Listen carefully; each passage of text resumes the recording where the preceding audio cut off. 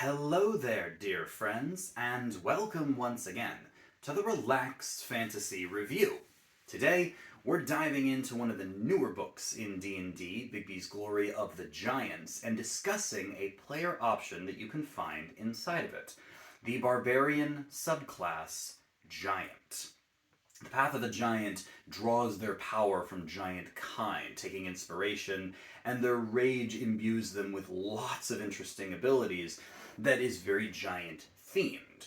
This book is full of giant themed stuff, and sure, barbarians are very powerful rage machines anyway, but what can being a giant barbarian add to that? We're going to get into it in just a second. But before we do, I'd like to let you know that Relax Fantasy Review's memberships have changed recently. Now, for just $1 a month, you can support me on YouTube and gain early access to my videos. Click the join button just below this video here, and for the $1 a month, you get a badge in your name next to the comments, letting folks know you're a supporter, and I upload my videos a day earlier than normal for members only. If you can't afford it, don't worry. The routine uploads aren't changing. I'm still uploading every other day, and it's not going to shift back a day or forward a day. It's exactly what it was. I'm just uploading a day early for members, and will continue to do so going forward. If you can support, thank you so much. You will earn my undying gratitude. And if not, thank you for sticking around, watching the videos, and enjoying the content. So, the Giant Barbarian, let's talk about it. Starting at level 3, when you choose the subclass, you gain Giant's Power. This teaches you the Giant language, or another language if you already know it, and grants you a spell, interestingly enough, Druidcraft or Thaumaturgy. Both of these spells are utility out of combat things, so they won't interfere with your rage, because you won't need them in combat. They give you some utility powers, some problem solving, in a very minor way. These spells aren't broken by any means, but they can be interesting flavor. That's really what this is. This is a ribbon and flavor feature, but it isn't a bad one. I say 7 out of 10 for this. The one we're really here there for is Giant's Havoc.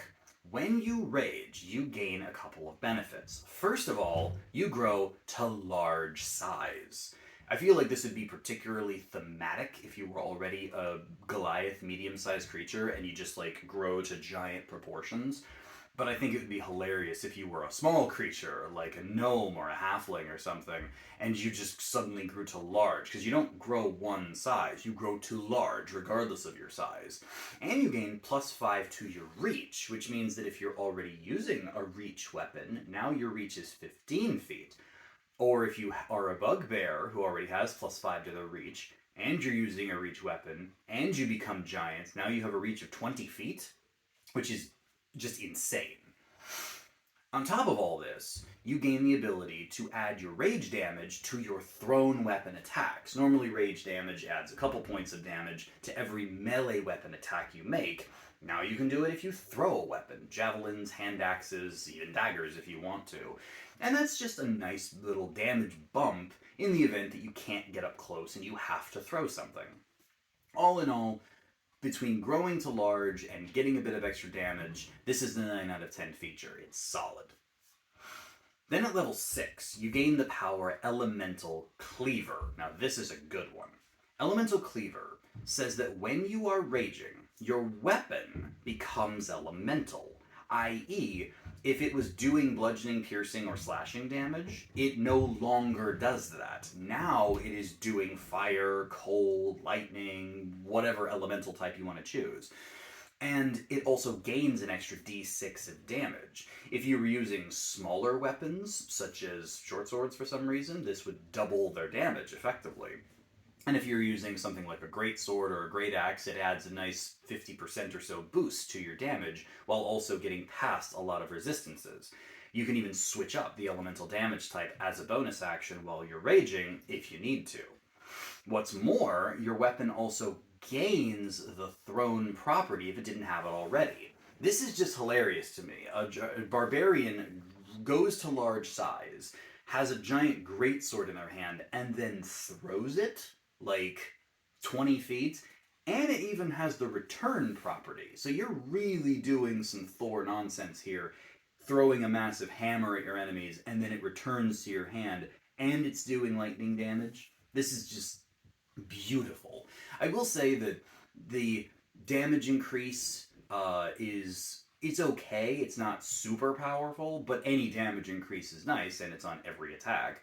Not to mention the fact that thrown weapon fighting isn't the greatest ranged option because barbarians are naturally pretty fast, and now you have extra reach anyway. But it's still nice to have the option and the return property. So this is still a 9 out of 10 feature. I love it. But then at level 10, we get to the feature that so many people talked about when this subclass came out. Mighty Impel.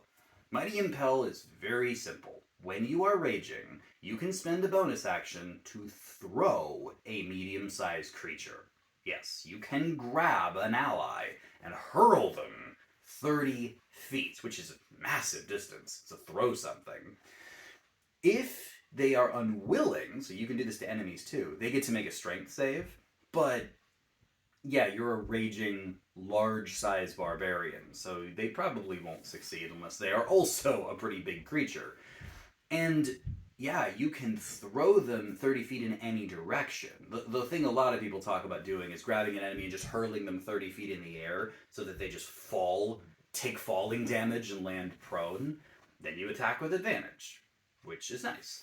Or you can throw an ally into a situation or out of a situation. As long as you can reach them, you can throw them.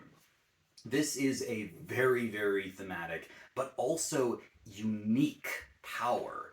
Extra damage, extra maneuverability for you and your allies, or even if you're not trying to do damage to the enemy, just getting them out of your way.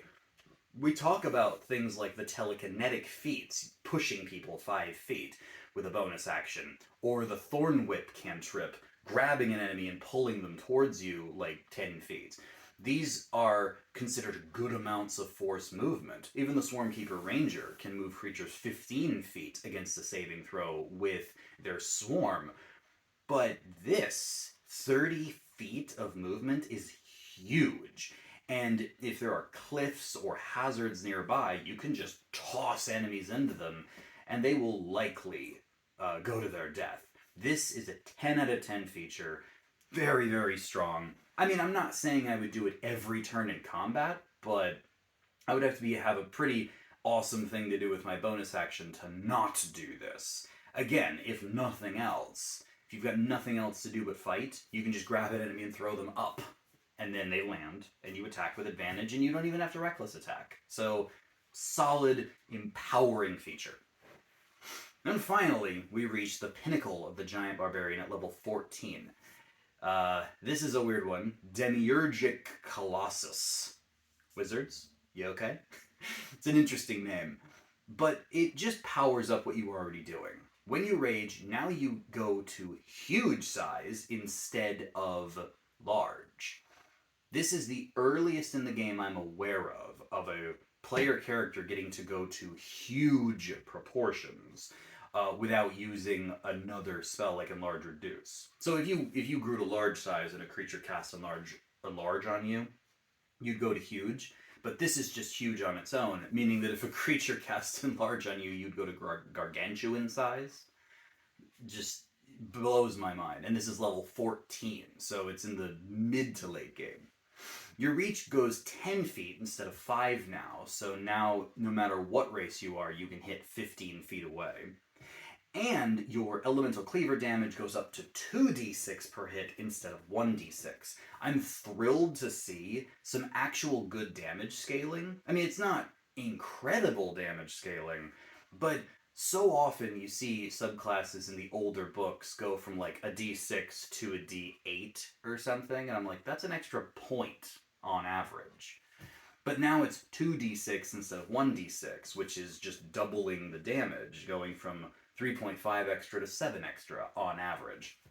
And yeah, at level 14 that's not amazing, but it's every hit, and it's elemental damage. So, and you're hitting 10 feet extra space, and you're huge size, which means you can grapple basically anything, and throw all sorts of creatures. The whole thing is ridiculous. And obviously this is getting a 10 out of 10 from me because how else can you grow to a gargantuan creature and grapple the Tarrasque? That's insanity. And as a barbarian with advantage on strength, and strength probably maxed by now, carrying a sword that's the size of a small building now, it's wonderful, it's silly, and it's actually pretty powerful. 10 out of 10 for Demiurgic Colossus, and 9 out of 10 for the Giant Barbarian overall. Nothing here is game breaking until you get to like the end, but even then, there were ways that people could grow to large sizes through powerful magic. All in all, this entire subclass just empowers the barbarian to do things that they wanted to do. Throw their big weapons, get extra damage on their attacks, grow to big hulking sizes, and even throw their enemies or allies. It's wonderful, and I think that this would make a phenomenal barbarian subclass. Might be my favorite, to be honest. But all in all, solid pick, 9 out of 10. This has been the Relaxed Fantasy Review. If you enjoyed the video, please like and subscribe down below. Have a look for the join button down there, and keep your eyes peeled for more videos coming down the line soon. Have a good one, my friends.